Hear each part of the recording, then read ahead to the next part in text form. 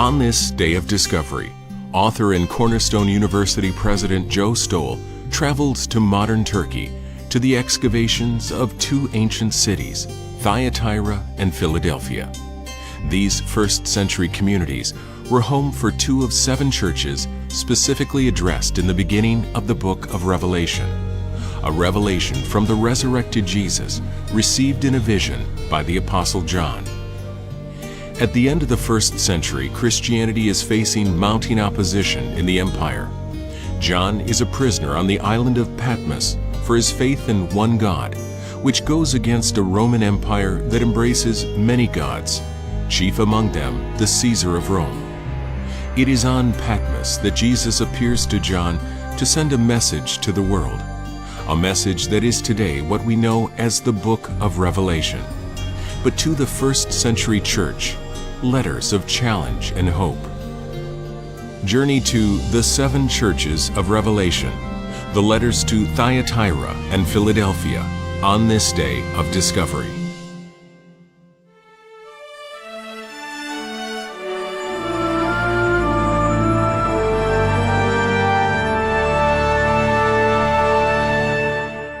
What you see, write in a book and send it to the 7 churches which are in Asia, to Ephesus, to Smyrna, to Pergamus, to Thyatira, to Sardis, to Philadelphia, and to Laodicea.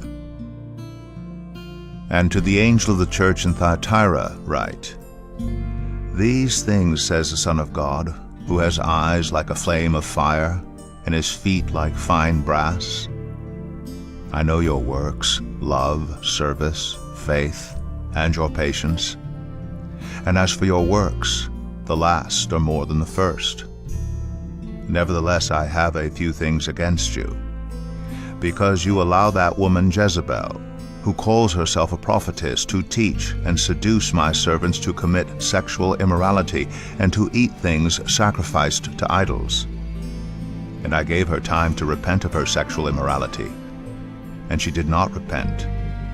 Indeed, I will cast her into a sickbed, and those who commit adultery with her into great tribulation, unless they repent of their deeds. And he who overcomes and keeps my works until the end, to him I will give power over the nations, and I will give him the morning star. He who has an ear, let him hear what the Spirit says to the churches.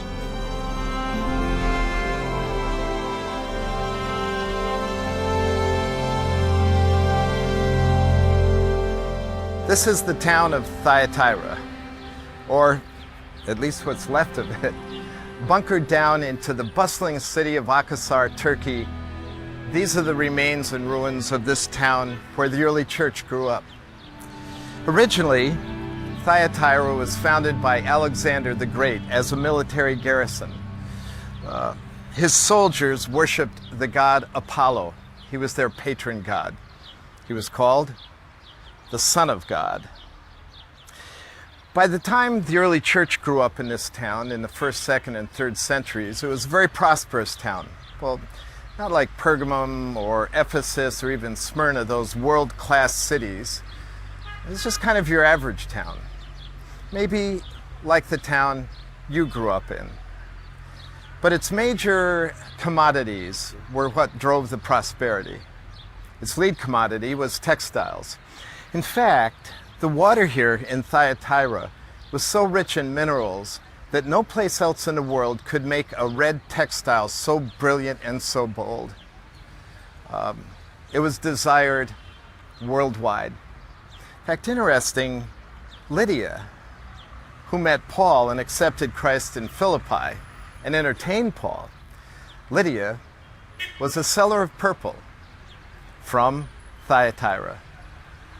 Its bronzesmiths were famous. Its silversmiths made some of the best silver pieces in the world. Its pottery was coveted. And in this town, believers were commended by Jesus Christ. He opens his letter by saying, I know your works, your love, your service, your faithful endurance.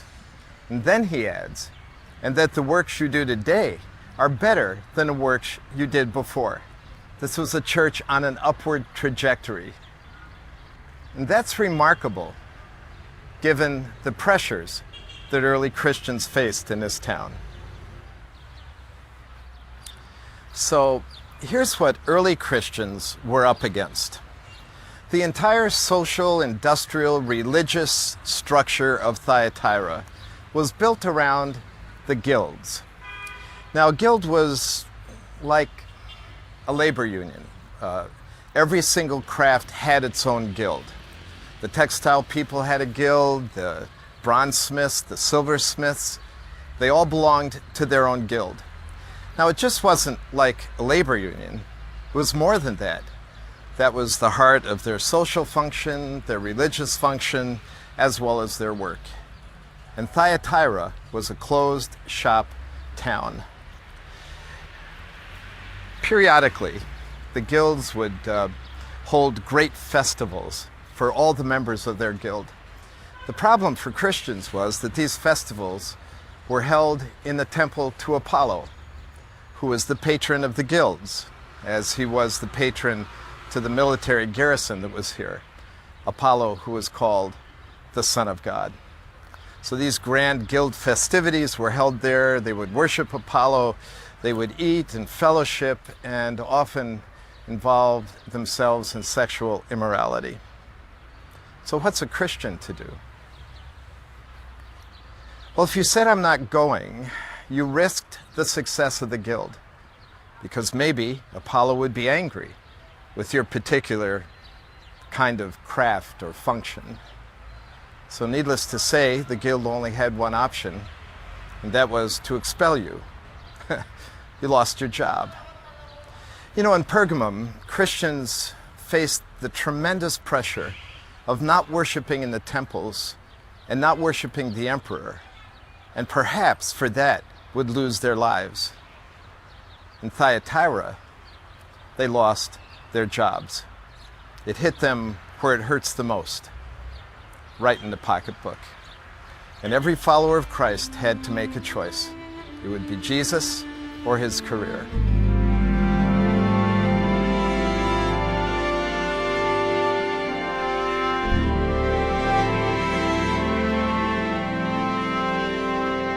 But in spite of the commendations that Jesus gives to these early followers, he says, "But I have something against you, that you tolerate the prophetess Jezebel in your midst." The context of the letter seems to indicate that this was a prophetess woman in the church who encouraged people not to quit their jobs, but to go to the festivities of Apollo and to participate in eating meat offered to idols and the immorality. No one is quite sure what her philosophy was or her theology was, maybe something like the Nicolaitans. But it is clear that she spun a kind of intellectual approach, which Jesus refers to as the deep things of Satan. So that maybe she would approach people and say, "Let me clue you in to think deeply about this, more carefully about this, and you don't need to be like these silly people who refuse to go to the temple." We're not sure what she said. We just know that she was a problem. We know that she was a problem because Jesus called her Jezebel, not a compliment. I mean, nobody in the early church is naming their little girls Jezebel, because in the Old Testament, she was the wife of Israel's most wicked king, Ahab. And she introduced the worship of Baal, the idolatry to Baal, to Israel. And Israelites were worshiping Baal to the extent of sacrificing their children to Baal and participating in the immoral sexuality of worship to Baal. And God so judged Ahab and Jezebel that it was the last straw before their captivity to the enemy forces. So compromising to save our skin, to make life a little easier, is a huge problem to Jesus Christ. And the warnings in the letter sound a very serious note against her teachings.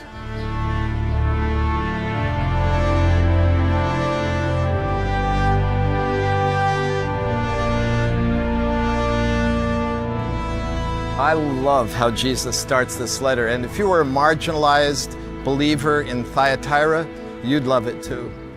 Because he identifies himself as the Son of God. That's what Apollo called himself, the patron god of the guilds. And Jesus says, I am the Son of God. And then in reference to the bronze smiths, he says, my feet are like burnished bronze. And in reference to the refining fires of the industry here, my eyes are like flames of fire. What a marvelous, powerful picture of Jesus, who is so far above and over all the things that have plagued their lives. And in this letter, this Son of God, the choice is clear. Don't let Jezebel muddle it up. How much is Jesus worth to you? What kind of value do you place on him? Would you value your job, your career, your economy more than him? That's the choice. And so he says to the faithful who have not capitulated and compromised, he says to them, hold fast till I come. I love that. You know, this isn't the end game for them. The future is still ahead, and Jesus is coming back again for them. And then he makes them a promise. And the promise is this, that they will reign with authority over the nations. This weak, marginalized church that has no power, they will rule the nations. He says, I will give you a scepter of iron, and with my Father you will smash the vessels of the authorities of this earth that have so oppressed and persecuted you. And then he really seals the deal with this promise. And I will give you the bright and morning star. What is that? Well, in ancient times, all the way back to Babylonian times, Venus, the morning star, was seen as the source of ultimate authority. Maybe that's what he meant. But I like to think it's Jesus Christ himself. Because in Revelation chapter 21, Christ is called the bright and morning star. So he says, I will give you myself, that where I am, there you might be also, an eternal fellowship with the Son of God, Jesus Christ. What a promise. I would say that's something to persevere for. You know, in retail today, they have what is called a loss leader. That means you sell something and lose something up front on some particular piece of merchandise to get people in your store so they'll buy some more. Seems to me like losing your job for Jesus is like a loss leader. You pay a price up front for a really big gain at the end. And that's what Jesus calls us to valuing him more than anything else, regardless of the price. And he says to us, for those who endure, great is your reward in heaven. And to the angel of the church in Philadelphia write, these things says he who is holy, who is true, he who has the key of David, he who opens and no one shuts, and shuts and no one opens. I know your works. See, I have set before you an open door, and no one can shut it. For you have a little strength, have kept my word, and have not denied my name. Indeed, I will make those of the synagogue of Satan who say they are Jews and are not, but lie. Indeed, I will make them come and worship before your feet, and to know that I have loved you. Because you have kept my command to persevere, I also will keep you from the hour of trial which shall come upon the whole world, to test those who dwell on the earth. Behold, I am coming quickly. Hold fast what you have, that no one may take your crown. He who overcomes, I will make him a pillar in the temple of my God, and he shall go out no more. And I will write on him the name of my God and the name of the city of my God, the New Jerusalem, which comes down out of heaven from my God. And I will write on him my new name. He who has an ear, let him hear what the Spirit says to the churches.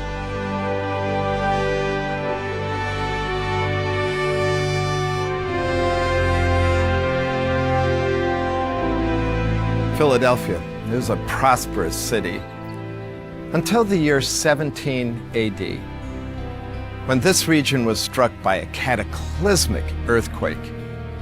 An earthquake that was so devastating that Rome actually exempted Philadelphia from tribute for 5 years. The Philadelphians were hoping for a little more help from Rome to get them rebuilt, which was never really forthcoming, so they felt somewhat neglected by the emperor. Now, that neglect turned into a sense of deep betrayal when Domitian decreed that all of the vineyards of this region should be torn out. I couldn't help but notice driving here today that in this beautiful valley, the vineyards were lush and full. The vineyards were the backbone of their economy. They were so good here that they competed with the vineyards in Rome. And so Domitian said, you guys tear your vineyards out so that ours can be the front edge of commerce. In doing that, he broke the backbone of their economy. So they felt deeply betrayed. The early Christians here in Philadelphia felt betrayed as well, betrayed by the authorities. So you can imagine what it meant for these early Christians to get a letter from Jesus where he began by saying, I am the holy and true one. Holy, meaning that he was totally other and different, and in that otherness, he was perfect, that he could do no wrong, that he would never do them wrong. And true, and that he would be absolutely faithful to them, never neglect them, never betray them. That was a word that these Christians desperately needed to hear.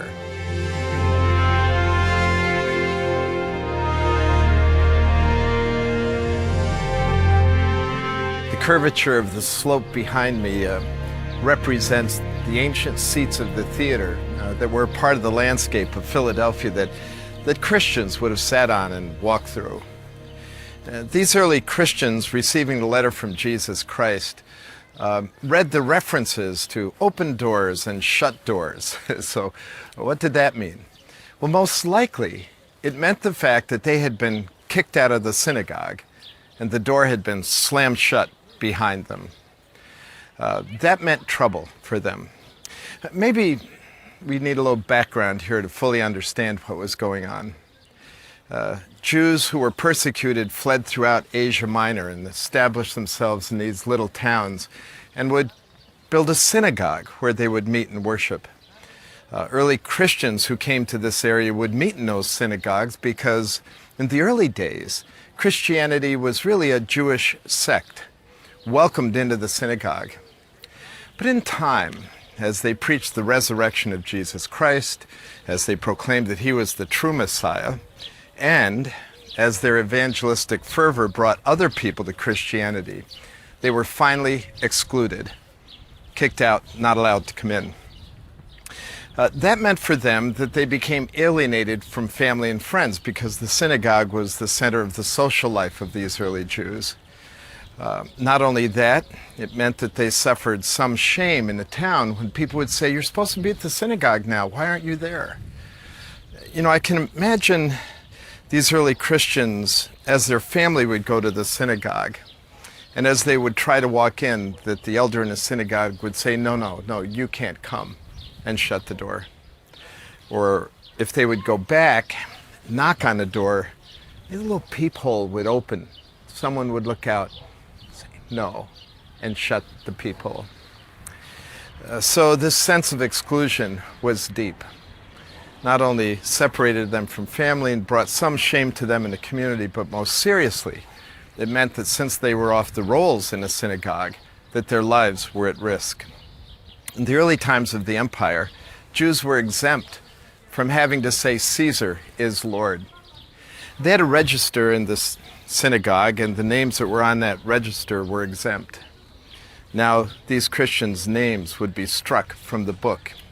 Maybe, in fact, a reference to that statement in Sardis where Jesus said, I will never strike your name from the book of life. What Jesus was saying is, you will always belong to me.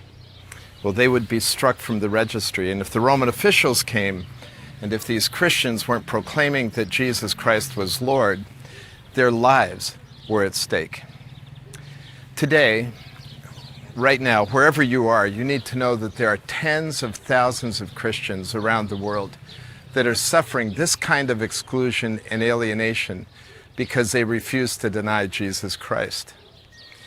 Marty and I have friends whose families have had a funeral for them once they've accepted Jesus Christ. Just a few days ago, I was chatting with a man who told me that when one of his friends had accepted Christ and made it known to his family, that two of his brothers plotted to kill him. Christians for years, centuries, have been paying the price for Christ, the price of exclusion. And that's what these Philadelphians were experiencing when they were betrayed by the authorities of the synagogue.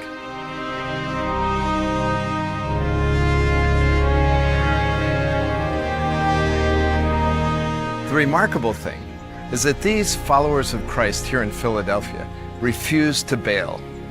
They chose to bear the shame and face the danger for Jesus Christ.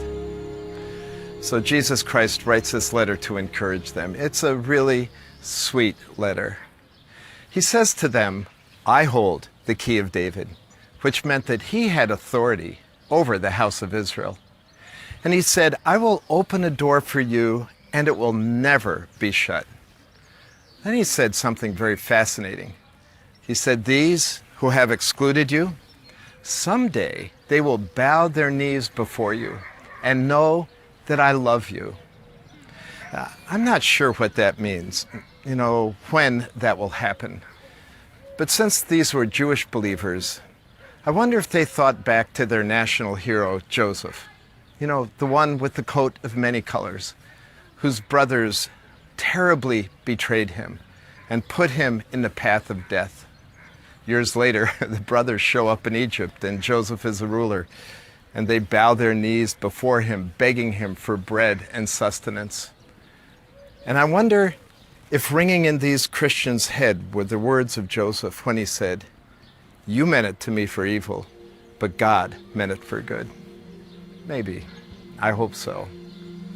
And then Christ said, hold fast, because I'm coming again.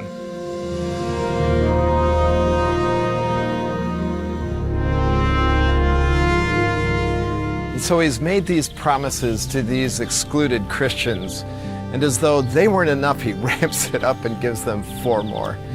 He says, I will make you a pillar in my Father's house.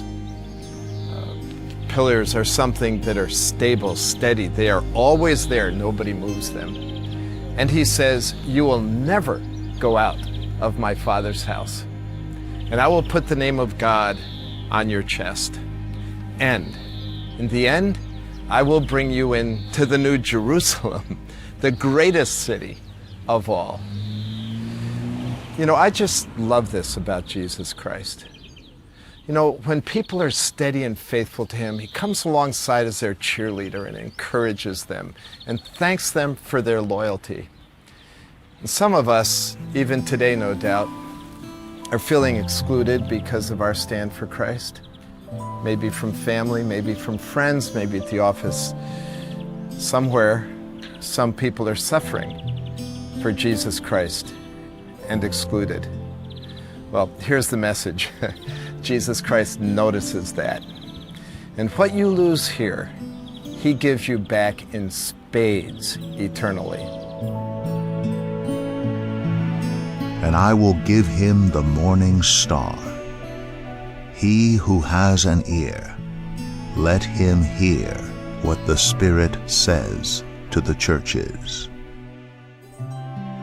He who overcomes, I will make him a pillar in the temple of my God, and he shall go out no more. And I will write on him the name of my God, and the name of the city of my God, the New Jerusalem, which comes down out of heaven from my God. And I will write on him my new name. He who has an ear, let him hear what the Spirit says to the churches.